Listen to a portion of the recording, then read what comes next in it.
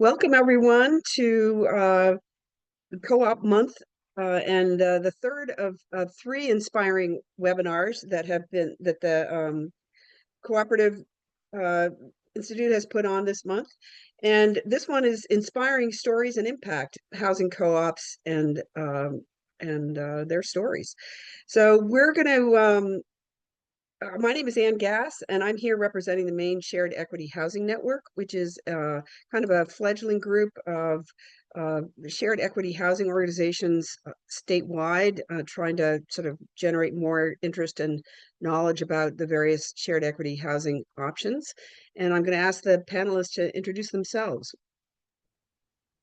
Nora?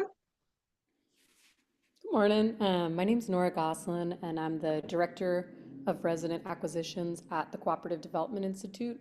So I work in Maine and also in Massachusetts, Rhode Island, and Connecticut, and I'm happy to be here. Great, thanks, Nora. And Ethan, want to introduce yourself next?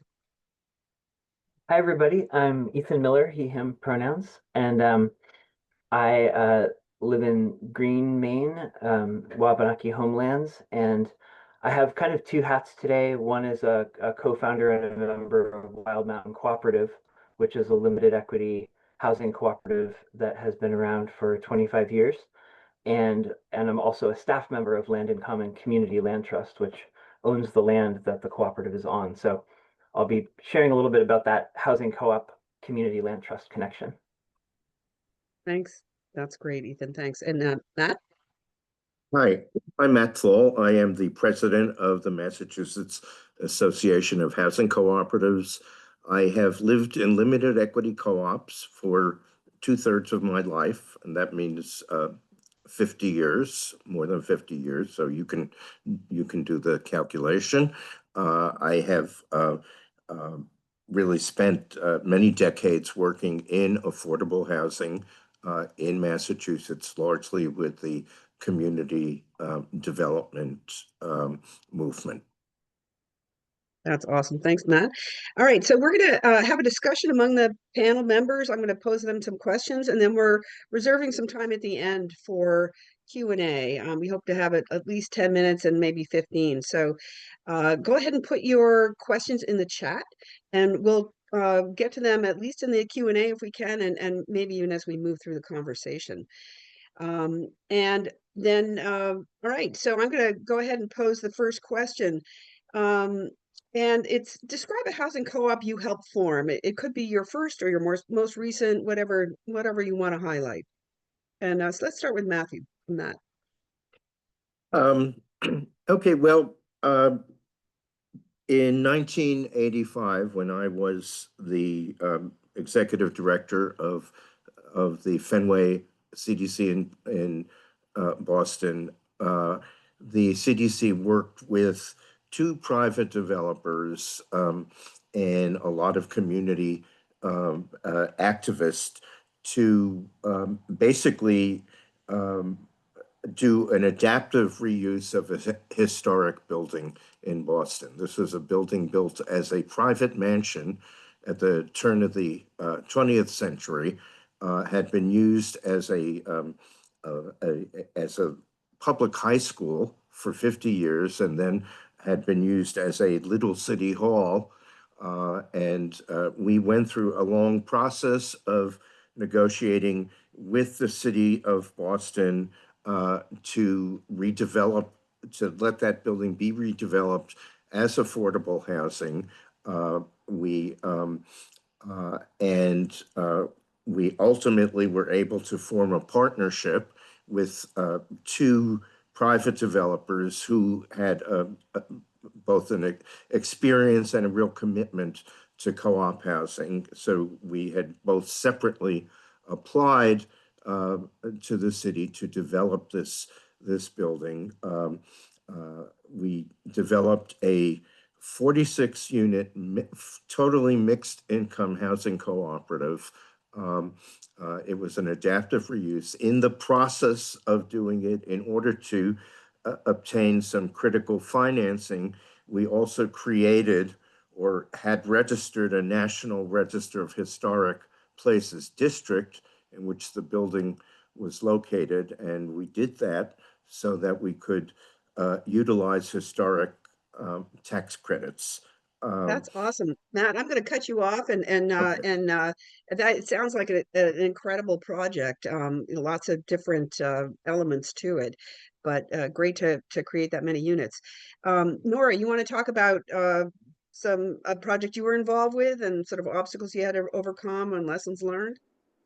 Yeah, I'll talk about the most recent maybe. I was working with a group of residents in Pittsfield, Massachusetts, in the Berkshires, and they purchased, I work in the resident-owned communities model, and they purchased their community just a couple weeks ago in the middle of October. They were, all these communities that are purchasing their manufactured housing communities are triggered generally by third-party private equity buyers. So this was an 8-park portfolio, 87.5 million.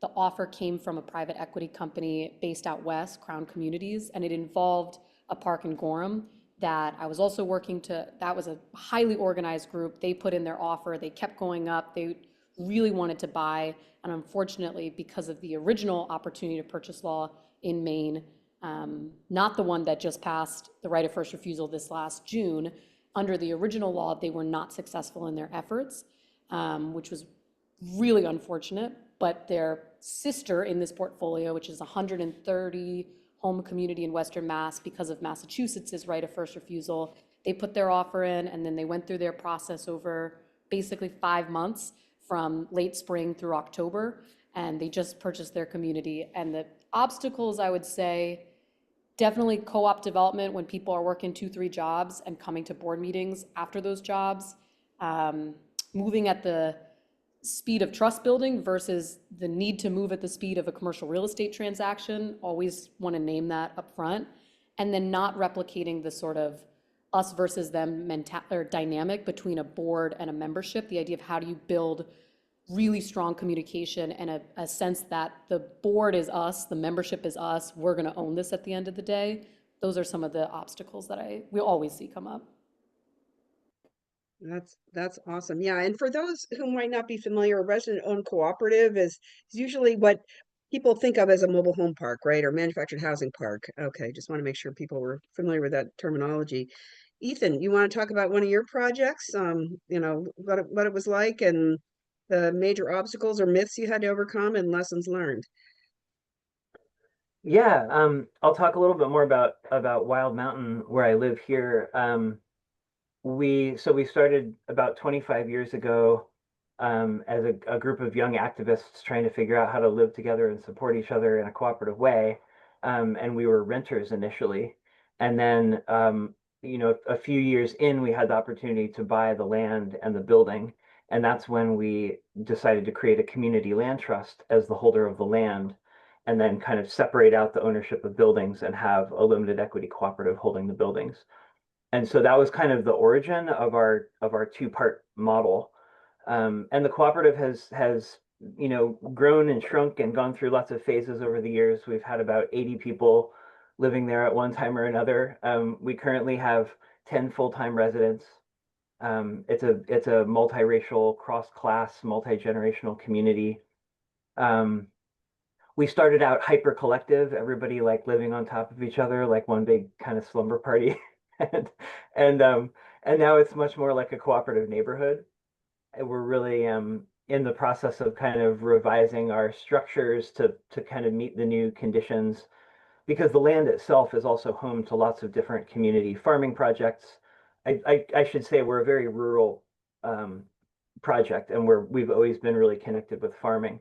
And so we're now kind of splitting off into a cooperative neighborhood structure as a cooperative LLC, which sort of manages land and common infrastructure, and then the limited equity housing co-op managing the housing itself. And in terms of challenges, I mean, there are many, like the culture that we live in doesn't teach us how to live well together. And at the same time, I think to live in a democracy and be, good citizens and good neighbors together, we have to learn those skills. And I think co-ops are one of the best schools that we have for learning those kind of skills. Money is a huge challenge for us. figuring out how to finance what we've been doing. We've scrapped it together with, the community land trust helps to take the land off the market, so that reduces costs for us. We've done community financing with a grassroots kind of relay race lending process that we bought the original land with. And the other key for us is the multi-generational nature. Like we've had, a member who essentially liquidated her retirement account to support the cooperative. And in turn, we become her long-term aging in place community. And so there's a solidarity dynamic there that feels really precious and really really important for us to all kind of explore and how that can work in other models. Yeah, that's awesome. Matt, I think I cut you off a bit prematurely. I apologize for that. I'm going to go back to you and ask you. So you left us with this amazing project of 46 units and historic preservation district. Can you talk more about the challenges and the lessons learned from your experience there? Yeah. Well, one of the big challenges was this was a city-owned property, and at the time, the Boston mayor was not that inclined to expand affordable housing, and a lot of city-owned properties were being turned over to condominium developers.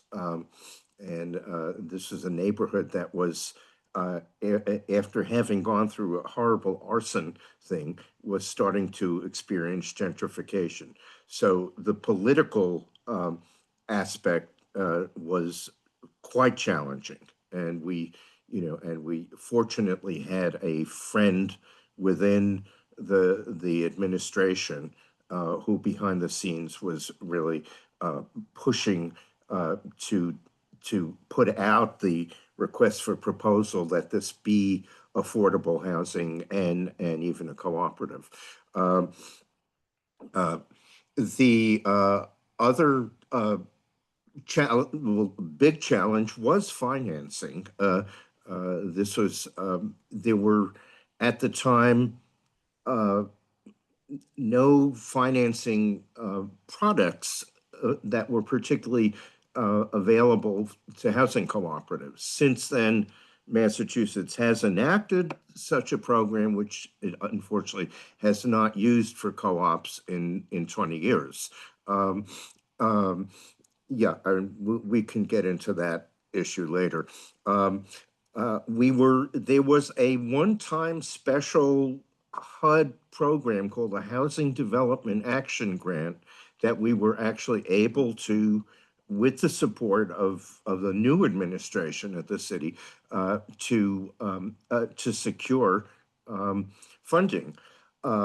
The other big challenge here was that we did need to have private equity investors to use the historic tax credits. So finding, we ultimately found a syndicator that could put together a syndicate of 58 private investors to invest in the building. And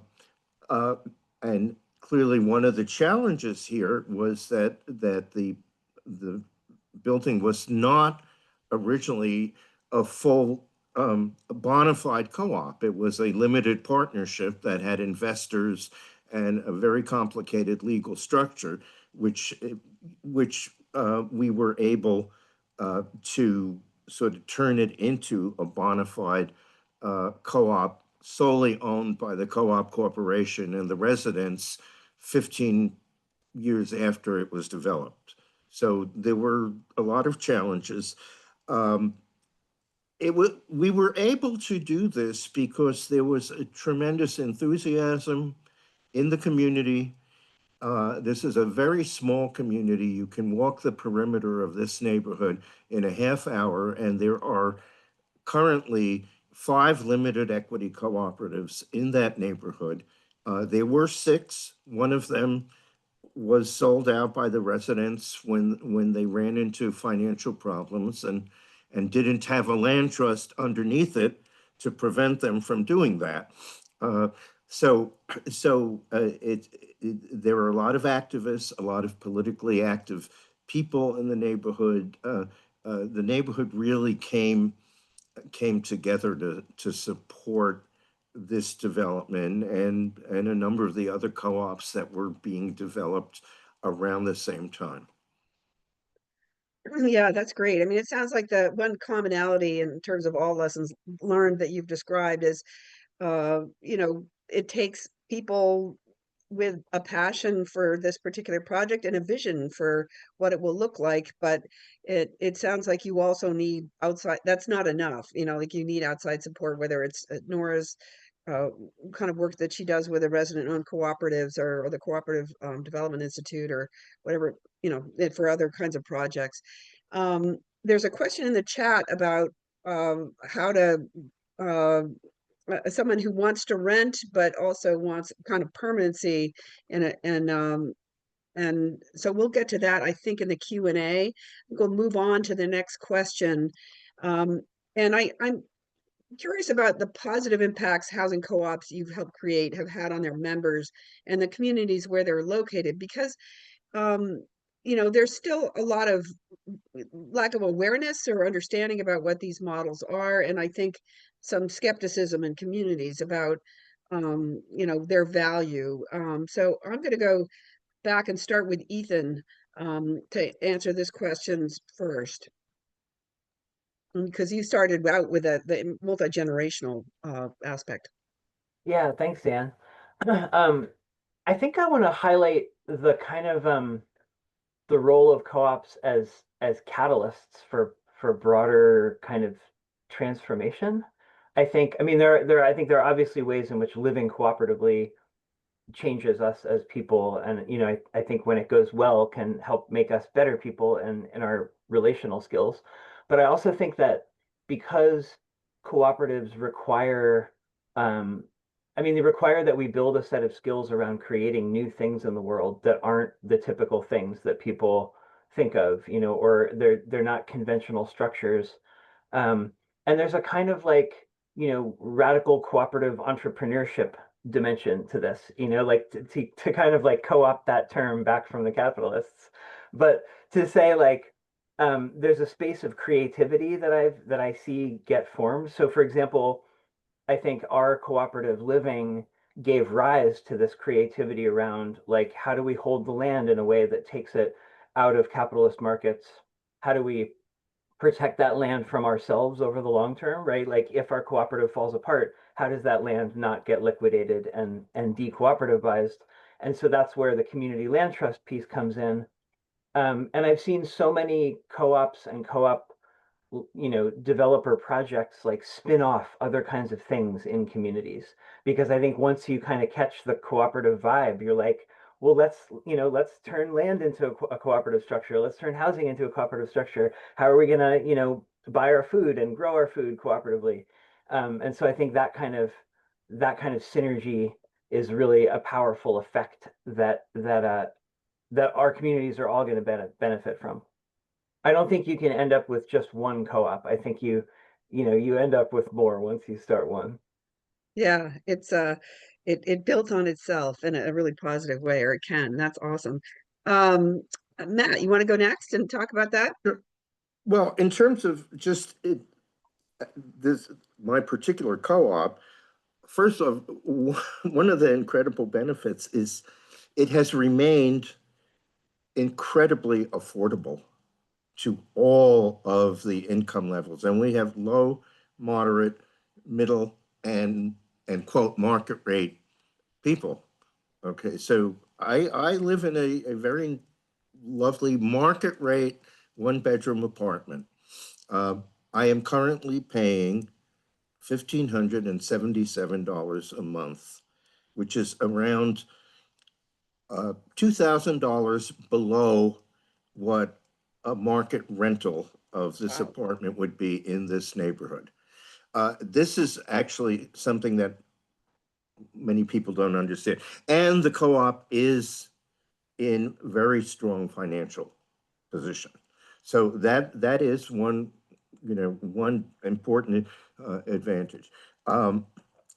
we have a tremendous amount of engagement in the affairs of the co-op, because there's not only a board, but there are a number of different committees, and probably more than a third of the members are actively involved in the governance and oversight of the committee.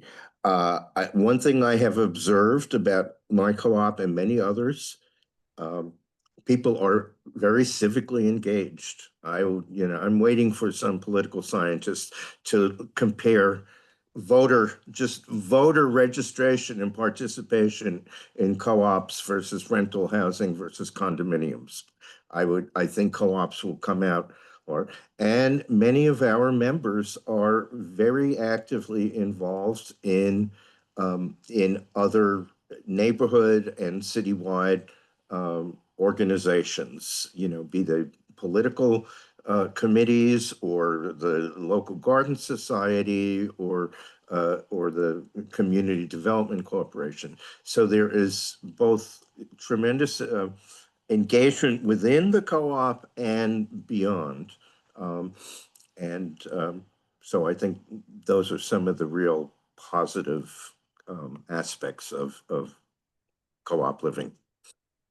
That's interesting because I know that homeownership in general was promoted for a long time as a way to encourage more civic engagement. So it's great to hear that co-ops have the same or even greater effect on their residents, their occupants or members.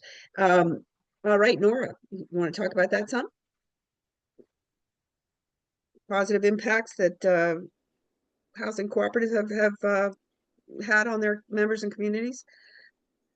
Yeah, I mean, I definitely agree with Ethan. It is kind of like a snowball accumulation, building up momentum, kind of infectious. I think I don't in it. There's not many so direct opportunities in the day to day I've experienced to disrupt like a private equity takeover of, essential things that we need to live, like housing and food and medicine. And I think laws like right of first refusal and opportunity to purchase, be they for manufactured housing communities or for multifamily apartments, that's a pretty direct way to disrupt private equity takeover and the commodification of housing. So I think that the positive impact I've seen is that building that sense of community control and buy-in to the idea that everyone's going to need fair, safe, affordable housing. Like Matt saying, that rent in Boston is unbelievable. And that there are these track records that we can point to this thing and say, not only can you disrupt in the moment a private equity takeover of your housing and the control that can come from that, and then also there's the longevity and the sustainability of 30 years from now, our rent is going to be, a fraction of what it's going to be if we stay on the open market, we stay with these other buyers coming in. So, and I guess I would also say that I think that there are certain structures that are taken as givens when we think about housing, like homeownership or renting, and they're not asked to prove their function or prove their concept in the way that at least I've noticed co-ops, housing co-ops sometimes prove that this works. This seems like not necessarily the fairest litmus test that's put on co-ops when they do work. And I think that, I think Ethan, you said to start, we're not necessarily taught to live cooperatively, but that doesn't mean it's not doable and not something that, is happening all the time. Whether or not structures external to the co-ops are set up to support that co-op. So that's and I also think the intergenerational thing is definitely something we see in our resident-owned communities. Young families to retirees coming out to do this thing together. It's just the community building is really an important part of it.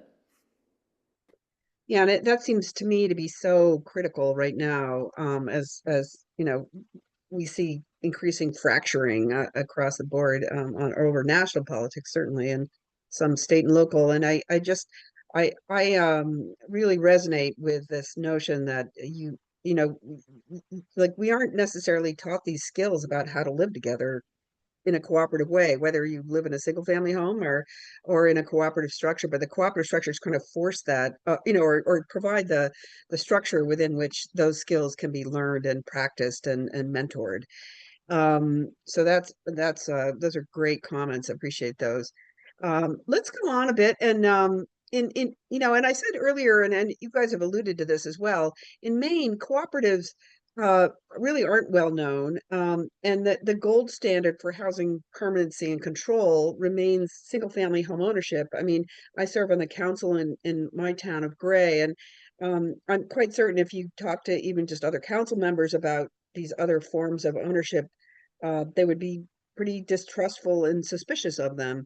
But housing is increasingly out of reach for both first-time homebuyers and retirees looking to downsize. And so talk about just share your thoughts about the role of housing co-ops in the larger affordable housing ecosystem. I mean, you've kind of alluded to it already. One of the key things being that the permanently affordable housing becomes more affordable over time relative to the market, not less. Nora, you want to take that first?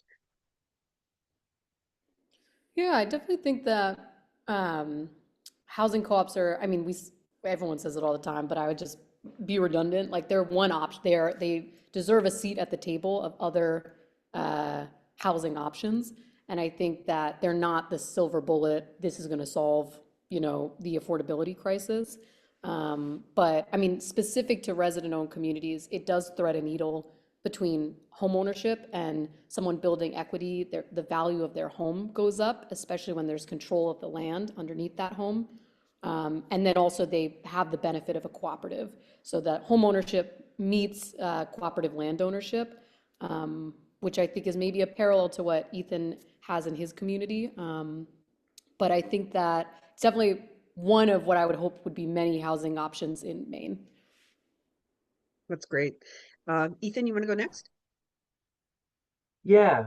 Um, I mean, I think that I think for me, it's important to start with the question of land as a commodity. I think that in the long run, permanently affordable housing doesn't happen if land remains a commodity. Like Mhm. we've set up this system where people need, people who are privileged enough to have land ownership end up relying on the equity in that land as a source of, long-term well-being. But what that means is that we betray the next generation in order to live. Like that's a trap that we've been forced into. And I think the way to create a permanently affordable housing is to take land off the market permanently. That's to me the number one way. Decommodify the land. The number two way is to limit equity on the housing itself, so that equity doesn't just follow the market curve, but still allows people to get a return for what they put in, but not profit off of the next generation. And so that to me, like community land trusts do both of those things. They decommodify the land and they limit equity on the housing. I think when you layer a limited equity cooperative onto a community land trust, you really get like the maximum benefit of those structures. And I want to see us moving those models forward a lot more. I want to, I see so much affordable housing work happening in Maine that doesn't seem to understand how land markets actually work. Like most of these affordable housing projects that we're putting public subsidy into are not going to be affordable in another generation. And so if we're really serious, we've got to build the structures for the long haul that are going to actually maintain the affordability. And I think the other key there is, um, generational solidarity is one thing, but also the cross-class solidarity is really important here. We tend to think of cooperatives and community land trusts as solutions for poor people or solutions for lower income people. I think that these things actually work when we see them as solutions for everybody, and we build structures where people who have financial privilege of different kinds are coming into a community and building solidarity structures that enable other people to live in that same place in an even more affordable way. And we need to be really, I think, not just pigeonholing these things as for a certain community, but actually like this is a different form of life that we can all embrace as a way to say no to this ongoing structure of betraying the next generation in the name of our own well-being. Yeah, that's true. I mean, I think for so long, single family home ownership was promoted as a way for low and moderate income people to build wealth. But what that means is that their windfall profits from a rising housing market become the barrier to entry for the next generation of buyers. And that's exactly what we're seeing now. Matt, I'm going to go to you now. You want to talk Well, about this? yeah. I mean, your question was how does co-op fit in with the whole affordable housing system? And I have to say that when my co-op was developed and a lot of other co-ops were developed, 30 to 40 years ago, that was a heyday in Boston and Massachusetts for co-ops, and things have completely changed now. Um, uh, I have many colleagues in the affordable housing world, what I sometimes refer to as the affordable housing cartel, that are very publicly stating co-ops do not work. Um, and so there has been, a very unfortunate um, abandonment of co-ops by housing professionals, affordable housing professionals. And it's frankly, one of the major things our association is currently struggling with. I think another challenge for co-ops is that co-ops are in fact a hybrid of renting and owning, and um, and uh, and that's a very hard thing for people to grasp. And I think, unfortunately, it's also something that is not a common theme among uh, promoters of co-ops. What we say is co-ops have the best of renting and owning. Um, uh, I think what Ethan is saying is right on target. I think that they're, um, I think land trusts are the best way of ensuring sort of a continuity of affordability for a range of people. There are other mechanisms. There are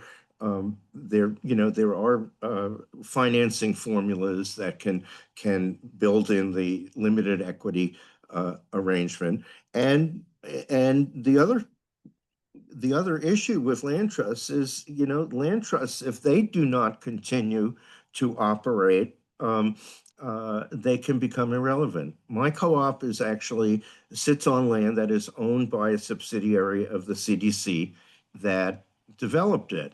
And there is a ground lease. There is nobody in the management or board of that CDC now that has any awareness of this land trust that they created 40 years ago. So I think the important lesson is that there has to be sort of ongoing and continued advocacy for co-op housing and sort of a robust system um, of supporting co-ops and creating co-ops. Yeah, I mean, I think that's a really important point, in my view. It's true across the board for any organization, any nonprofit. You see that, there are these, kind of peaks and valleys in terms of enthusiasm and energy for them and awareness of them. And in order to and it seems to me what I've heard is that a common sort of pitfall of co-op housing is that there's a lot of enthusiasm and passion from the initial members in forming the co-op, and then when people subsequently move in who didn't go through that that trial by fire, they are unaware of they just haven't gained those skills that the others gained through going through that process. And how do you share that information? How do you download that information into the next generation of occupants and members? That's a tricky one. Um, I think we'll move on to the next question. And if you could just talk about your vision and goals for the future of housing co-ops in Maine, and these can be either short term or long term. That would be great. And Matt, let's start with you. Well, uh, I don't Yeah, you're know not from the it. Yeah. Maine ecology very much. I guess what I would just say is try to avoid some of the things that have failed in Massachusetts. And I refer to them as, so I think there needs to be, um, uh, first off, there needs to be public funding available, not only for sort of developing, the real estate, but for all of the other things that are necessary for co-ops to thrive, the training, the tenant organizing, and all of that. That has to be, there has to be robust sources for that, and that can be from philanthropy, but it can also be and should also be from the government. So I think that's one thing that's really important. Um, uh, um, I also think it's really important, picking up on Anna, what you just said, is that co-ops, once they are established, that co-ops are not for everyone, and it's really important for in maintaining a co-op that people who apply really understand what the values are, what the goals are, uh, um, and all of that. So in my co-op we have a membership committee, and before anybody is interviewed, they're given all of the documents about the co-op. uh, they're explained, they're questioned during the interview. Do they understand how the co-op works? I find in a lot of other co-ops, particularly ones that are, have been developed as a all affordable, people are picked by a lottery on a waiting list and have no idea what they are moving into. Yeah. So I think all of these, these things are, those are things I would recommend as you're building a movement, that you build it for the movement be sustainable. Yeah, that makes sense. Ethan, you want to take a crack at that? Yeah, I think most broadly, I want to see shared equity housing models, housing co-ops, community land trusts, and other kind of allied models. I want to see those becoming um, broadly available choices, broadly acceptable choices, ways of living that people feel really good about and feel drawn to. I want people to have access to choosing forms of housing that decommodify land, that participate in intergenerational land and housing justice, by virtue of their structures. I I think as part of that, I think Maine Shared Equity Housing Network can play a good role there. And thank you, Anne, to your incredible work of keeping that going. And I'd like to see that grow in a way that can connect and strengthen projects. Um, I also would like to see Maine housing and other state funding structures move away from a model that is essentially subsidizing capitalist landlords and subsidizing short-term private home ownership, towards centering these long-term, shared equity and kind of commons-based models. I think part of that is moving away from tax credits as a primary way of funding affordable housing to actually directly funding affordable housing. We need direct subsidies to make sure units are affordable for the first generation, and then that affordability is maintained literally 4 generations after that. There's not a better way for us to be investing public money than in structures that are going to maintain affordability through multiple generations. Um, and so I want to see a dedicated pool of money that directly subsidizes affordable housing units in limited equity co-ops and community land trusts. I think that would be a game changer. That's great. Thank you, Ethan. And Nora? I think I would add, specific to the manufactured housing end of things and the resident ownership model, that there was just this incredible banner year legislatively with these just laws that I would consider leaders across the whole country that came out. A really strong right of first refusal, building on the opportunity to purchase. I'm a nerd for these laws. So I can say that this is the, in my opinion, the most concisely written and the most effective law that exists in the country. Laws that assessed incoming out-of-state private equity buyers that are the big companies using that money to fund resident purchases. That doesn't exist anywhere but Maine, to my knowledge. So I just think what I'm excited for is to see how these laws ideally take some of the pressure building in the bubble around pricing for manufactured housing communities, take some of that air out, bring some of these prices that have been artificially and aggressively driven up by these real estate investment trusts and these private equity companies down a little bit so that a resident purchase of their community is more financially feasible. And my hope would be, I think these laws don't need to just stop with manufactured housing communities. I think that there are potentials for them to be expanded to other types of housing, multifamily. And I think the connection that can be made here between, hey, proof of concept, I guess, in manufactured housing for this working, can we build on that and be more imaginative about where we take it from there once we see how they impact the market, they impact the affordability, they impact the ability of groups to become co-ops. Yeah. That's great. Yeah, and I believe there is some energy behind a similar right of first refusal bill for multifamily properties that aren't resident-owned cooperatives or parks. We've been, Yeah, go ahead, Matt. well, in Massachusetts, we've been at this for 8 years now. It's been before the legislature 5 times. We're having our big hearing on November 19th. And this time we are going to be highlighting the success that the TOPA for manufactured housing, which has in Massachusetts, which has been on the books for 40 years. We have neglected to highlight the success of that, and we are doing that this time. Yeah, I think I just want to touch on a couple of things. Nora, the right of first refusal bill that you talked about, that you were talking specifically about Maine, right? I mean, that's the recent bill. Yes, okay, good.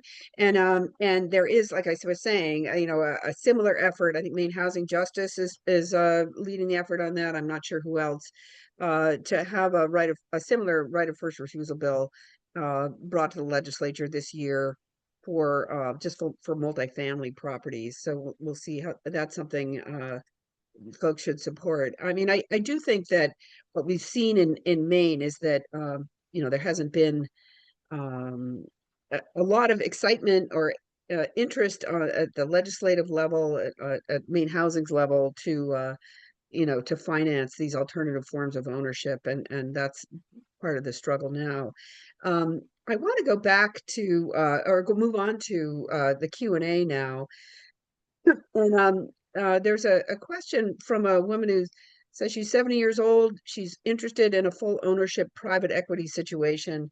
She wants to build equity and would prefer an apartment situation. And is there a housing model that any of you could recommend where she would, I think she also wants to be in a situation where it's an owner managed condo situation rather than a co-op. Any thoughts on that?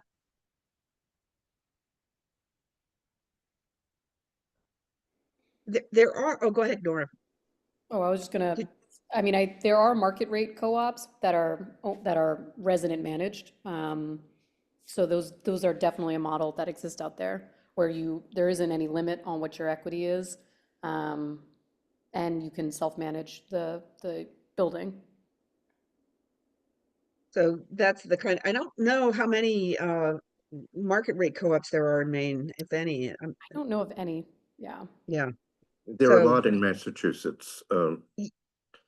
And one of our Mass Association of Housing Co-ops really is representing limited equity as well as market rate co-ops, and we're trying to figure out where there are commonalities. So I don't know how this experiment is going to play out. Well, back to back to the earlier comments, I mean, that's part of the visioning, right? And the sort of leap of faith into the future is to even go down that road. Good for you, Matt. Ethan. Yeah, well, one thing I just would want to highlight when we're talking about different models, I think that I might be guilty of this in things I said earlier, that there's an image of housing co-ops that can be very specific, like a bunch of people living on top of each other and, having to navigate all the drama every day. And that is sometimes what they look like. But I just think it's really important that we think of cooperatives are, they're a broad structure of shared ownership.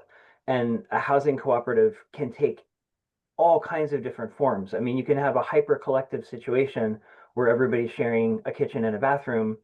You can also have a housing co-op, a limited equity housing co-op that is more like a neighborhood where people have individual houses, um, and they're not living on top of each other. It looks a lot more like conventional home ownership, but the structure underlying it is a real shift in values and also a real shift in the long-term generational effects of that housing over time. So I just wanted to make it really clear that choosing a housing co-op isn't committing to a specific form of life. It's really um, we need to get creative about allowing. I think anybody who has a range of different desires for how they want to live can either find or build a housing co-op to match those desires, essentially. And we need to get creative about building those and creating pathways where everybody can find a place in cooperative structures. Yeah, I think that's really true. And I talked with an attorney who told me in connection with some of the work with the Maine Shared Equity Housing Network, who told me that he's fielding a lot of calls from seniors who are looking to downsize, can't find, it's like assisted living or nursing home or just like smaller apartment. I mean, the models that are out there are not that great, and there are people who are interested in creating a family compound with their kids and grandkids, or some sort of intentional community with their friends and relatives. And so it's there, I think there is quite a lot of interest in creating sort of different models at this stage in time. Um, it starts with a germ of an idea, and people willing to put some time into it. And I think there are some resources out there, and some of them, by the way, are listed in the chat. So you can check those out there. Um, and Somebody else has asked, do towns or cities have any zoning laws that interfere with creating a co-op or creating a land trust for a property?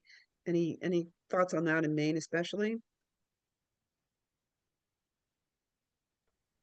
Ethan, yeah, you have some experience there. Well, I can say I'm not aware of zoning laws that would prohibit, the legal structures involved in co-ops, but certainly because in Maine a lot of zoning is very town by town specific. We definitely have challenges more in some specific towns than others in terms of multi-unit housing. So in Greene, for example, the town of Greene is absolutely committed to making sure that all housing happens as single family dwellings on 2-acre lots. Yeah. And and that we slowly eat up our farmland in the process. And ensure unaffordability for people, and part of that is dynamics of racism. I think there's a thread of folks that don't want brown people from Lewiston moving to Greene, and that's a thing that we need to confront. Um, and some of it's just like people's normative ideas about, what a good life is and what good housing looks like. But, we have recent state legislation that by 2027 is going to mandate that everyone should be allowed to build at least 3 units per lot in all towns in Maine. And so that's actually a game changer for people thinking about multi-unit cooperative housing, certainly in rural areas. But yeah, it's a challenge. I mean, we need more models that I think that towns can adopt also that aren't coded in lefty language that gets everybody's hackles raised too. Right. They don't want a bunch of communists moving to town. Nichols. Okay, Nora, do you have any comments on that? No, okay. We'll move on. I think that's true. I mean, my experience as a council member in Gray is that there's a lot of antipathy towards multifamily housing, in part because their viewpoint is they don't pay sufficient property taxes to offset the costs of the tenants' huge families that send lots of kids to the schools and drive up school costs, which is kind of a myth that's been perpetrated over the decades. Um, and somebody else has asked, are there particular approaches or methods or trainings that panelists found helpful in getting the community members more able to live together and think cooperatively? Because, as we talked earlier, we don't culturally kind of have that muscle, and we aren't, not something we are taught in schools particularly. Any thoughts on that? Nora? Yeah, I mean, that's a lot of what you do, right? Is help people figure that out. Yeah, I specifically work during an acquisition, so I think, as was named, there is kind of like the process of an acquisition is kind of a, I would use maybe the word radicalizing or mobilizing process where you're like all of a sudden we are taking this on together. So I think one of the things that is interesting is how do you, and I think we touched on, how do you create that spirit 2 years down the line, 5 years down the line, 10 years down the line, because the cooperative part isn't actually necessarily buying the land. That's a step to get to the co-op. The co-op is then keeping it afloat with the people there. And so we do a lot of ongoing training. We, in the resident ownership world, use the parliamentary procedure. We do a lot of like membership trainings. We don't do anything specifically around sort of like consensus decision making in our resident owned communities, but certainly those types of trainings, deciding how you're going to make decisions up front, whatever that may be, so that by the time the tough decisions come up, you're not asking, how are we going to make this decision? I guess my blanket word to the wise on that would be, as long as things are commonly decided up front how we're going to make a decision, it saves a hell of a lot of heartburn when you get to the difficult decision. I don't know if that totally answers the question, but that's what, yeah, I see. Hmm. I Yeah. think that's a big need in the Yeah, go whole ahead, Matt. co-op Yeah. housing movement Yeah. to routinize and institutionalize that function. Because I think, as people pointed out, it happens very systematically when you're forming a co-op, but to have that ongoing availability for that kind of technical assistance and ongoing training. Yeah, like one of the principles of cooperation is continuous education and learning. And I think that doesn't always happen. Yeah. Yeah, it's interesting because I think that the state and federal governments over the last 30 years or so have put a kind of a lot of resources into supporting first time home buyer education for first time home buyers in the conventional market. And that has included historically a focus on post-purchase education. So, you can learn about how to manage rehab projects, or how to continue help with budgeting and things like that. So you can hold on to your property. And there really hasn't been a corresponding investment in from the public sector side in cooperatives or any kind of shared equity housing. And I mean, it's been tiny in comparison to the single family conventional market. So I agree, and I think that comes from talking to your state rep or state and local reps and your congressional delegation to get them to support that kind of funding down the line. And it's pretty challenging in this environment, but I think we're seeing that there's going to be a next generation of would-be buyers, people who want to buy, who are simply not going to be able to afford the existing housing market. Okay, so how can we tell more and powerful stories about the value of co-ops? Somebody's asking. Do you have other ideas for spreading the word? That's a great question.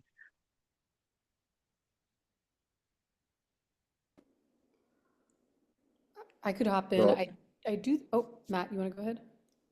Well, our organization is really trying to get out a more regular newsletter. And one of the things we are thinking about is highlighting, um, you know, new members and, you know, and interesting stories about co-ops. So that's one thing that we're looking at. And who do you send that newsletter to, Matt? Well, we have a pretty long mailing list, and you know, it's our members, but all sorts of other folks that we have had interactions with or who are working in housing. We have a lot of elected officials on the list, um, and you know, we're in the process of really trying to manage our database so we can do more directed communication. Oh, that's awesome. Yeah, we have the tools to do that now. Nora, you want to jump in?